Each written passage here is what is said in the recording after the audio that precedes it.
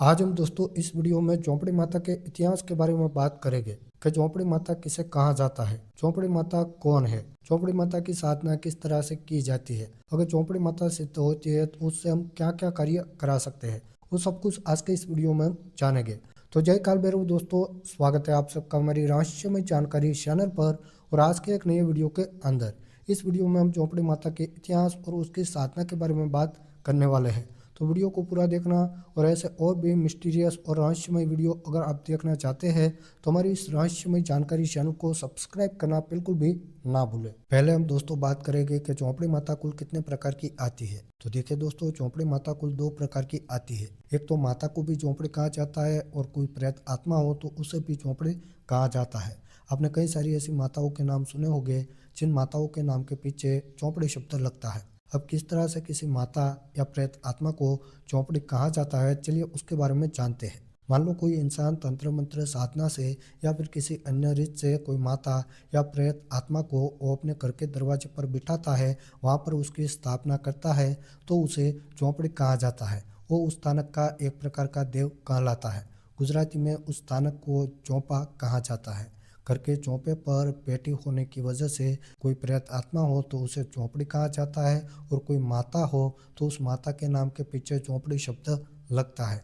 अब हम दोस्तों बात करेंगे कि चौपड़ी माता की साधना किस तरह से की जाती है, कितने दिनों में चौपड़ी माता जो है वो सिद्ध होती है। देखिए दोस्तों, प्रेत आत्मा वाली चौपड़ी की जो साधना है वो भी अलग रीत से की जाती है, और माता चौपड़ी की जो साधना है वो भी अलग रीत से की जाती है। इस वीडियो में हम प्रेत आत्मा वाली चौपड़ी की साधना किस तरह से होती है उसके बारे में बात करेंगे। तो देखिए दोस्तों, काली चौदस की रात्रि को रात्रि के 12 बजे मशान में जाकर ये साधना करनी पड़ती है। इस साधना में काफी सामग्री की आवश्यकता पड़ती है। उसमें स्त्री शृंगार की जो चीजें होती है उसकी भी आवश्यकता पड़ती है। सबसे पहले रात्रि के समय सभी चीज़ों को लेकर मशान में जाना पड़ता है। वहाँ पर जाकर सबसे पहले रक्षा घेरा करना पड़ता है। जो रक्षा मंत्र आता है उसको पढ़कर रक्षा घेरा करना पड़ता है। उसके बीच में बैठकर ही ये साधना करनी पड़ती है। अगर मान लो कि साधना के दौरान आपको कुछ ऐसे डरावने दृश्य दिखते हैं जिससे आप डर जाते हैं और रक्षा घेरा जो आपने खींचा है उसके बाहर आप निकल जाते हैं, तो आपका मानसिक संतुलन भी खराब हो सकता है या फिर आपकी जान भी जा सकती है। इस तरह की खतरनाक लेवल की चौपड़ी माता की साधना आती है। यह साधना कुल 3 दिनों की होती है। पहले दिन आपको रात्रि के 12 बजे जाकर मंत्र पढ़ना है, दूसरे दिन आपको फिर से जाना है, दिया जलाना है, मंत्र पढ़ना है, और तीसरे दिन जब आप जाएंगे तो झोंपड़ी अपने हाथ में खोपड़ी लेकर बैठी होगी। आपसे वो बात बिल्कुल भी नहीं करेगी। आपको वहाँ पर जाकर जो उड़द के दाने हैं वो भी अपने साथ थोड़े से ले जाने हैं। फिर पीर या फिर वीर का जो जंजीरा मंत्र है उससे वो उड़द के दाने को अभिमंत्रित कर कर आपको चौपड़ी को मारना है।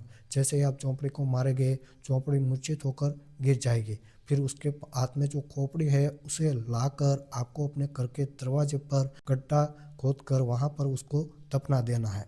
इतना करने से चौपड़ी जो है वो सिद्ध हो जाती है।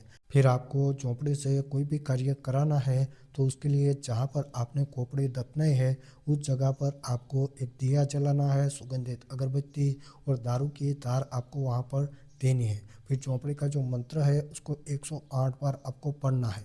जैसे ही 108 बार आप चौपड़ी का मंत्र पढ़ेंगे तो चौपड़ी आपके सामने प्रकट होगी, और आप चौपड़ी को जो भी कार्य कहेंगे वो कार्य वो चौपड़ी करेगी। और आगे भी ये कार्य चौपड़ी आपके करती रहे उसके लिए आपको उसे काली चौदस की रात्रि को उसकी मनपसंद चीज़ का जो खाता है वो देना पड़ता है, जिससे आगे जाकर भी चौपड़ी जो है वो आपके कार्य करती रहे।